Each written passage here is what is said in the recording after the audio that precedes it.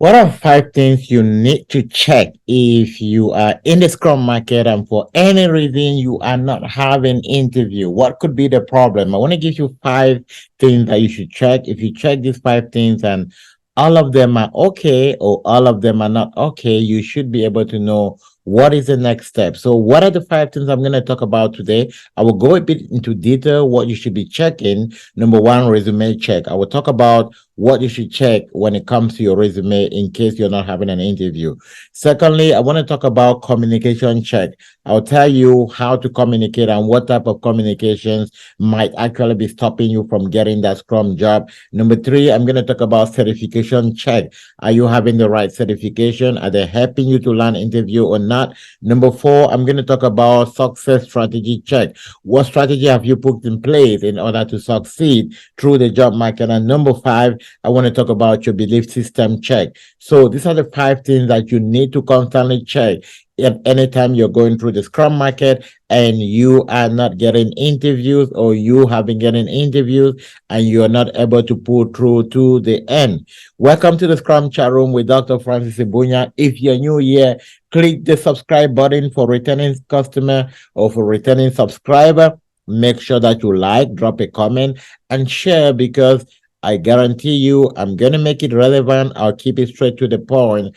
And the reason why I always say comment and like because it gets to show it to other people. And moreover, you tell me, hey, I love the video you're doing. So keep on doing more, right? That's what makes us kind of continue to push on. So without wasting much time, let's go straight into business. Number one, resume check. If you're not getting an interview, the first thing you want to check is on your resume. Is your resume. What will you be checking on your resume? The first thing I want you to check on your resume, I want you to check consistency, right? Consistency. For instance, you cannot say that you have been a Scrum Master, let's say, for 4 years, and then prior to becoming a Scrum Master, you look at the job that you were working as a Scrum Master. It's something not related to leadership. For instance, you cannot say, okay, I was a mathematics teacher, then I moved to becoming a Scrum Master. I'm trying to look at the correlation between that. I'm definitely not seeing that correlation. Right. You want to check consistency. Make sure that there is a motivation on your career path. Now, the second thing you want to check is that you need at least 3 to 6, 7 years of experience of Scrum in your on your resume. If you don't have that, you probably are missing out because an average person out there applying have at least 5 years of experience there. But I would not really encourage go put 12, 13 years of experience in your resume when you cannot even defend 1 year, right? So the third thing you also want to look at consistency. I've seen when people put like I work as a Scrum Master, and then at the same time, you realize that they were also working as a business analyst. So they have conflicting date on their resumes. Now, what recruiters pay very peculiar attention and on overlapping. If your resume show that you are working two jobs at the same time, it's kind of I would say give them an impression that you will not be focused if at all they offer you the opportunity. So you also want to make sure that you are eliminating that on your resume. Number another point you should check on your resume. A lot of people keep their resume very crowded and compact, right? You see, there is a job, and on that one job description, you have about 15 bullet points. Now that's unrealistic. You definitely cannot do that. And most often, when you look at your resume and you cannot read line to line and defend what is there, that is an indication that your resume is busy for nothing, right? My recommendation: keep your resume straight to the point. List maybe by between 2 to 5 Scrum Master interview. Each of Scrum Master position, each of these positions you have a case study. If you don't understand a case study, then you need me or you need my community to help you go through that, right? And also put information in here on what it takes to be part of our community. But then that's not our major focus for this video. Number two, communication check. You might have a very good resume, but when the recruiter call you and say, hey, tell me about your last company, oh, tell me a bit about yourself, they want to evaluate if the person talking is the person on the resume.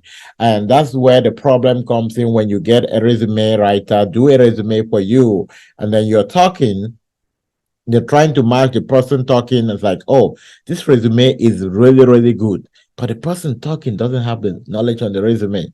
So you, to close that gap, you must master everything on your resume, right? That's why don't just get anyone to do your resume, don't because they are cheap or because they say they're an expert. No, someone that can sit down with you, walk you through exactly what they did on your resume and teach you how to defend that. That will help you. Number three, certification check. A lot of people have PSM and then there's nothing else on their resume. That is a big limitation for you getting a job. An average person in the market have at least 2 to 3 certification. I always recommend get a safe certification on your resume. That will help you a lot because a lot of companies are implementing Scale Agile. Apart from safe certification, you can also get some other added value certification that will help you stay in front of your market. PMP, Kanban training, ROTE training certification, PO certification. Try to build some leadership skills that will help you stand in front of the market. That will help to put you in front of that. Get Six Sigma certification, any process improvement certification will also be very good to help you stand out in the market. But certification doesn't do the job. In my community, we actually call certification level 0, right?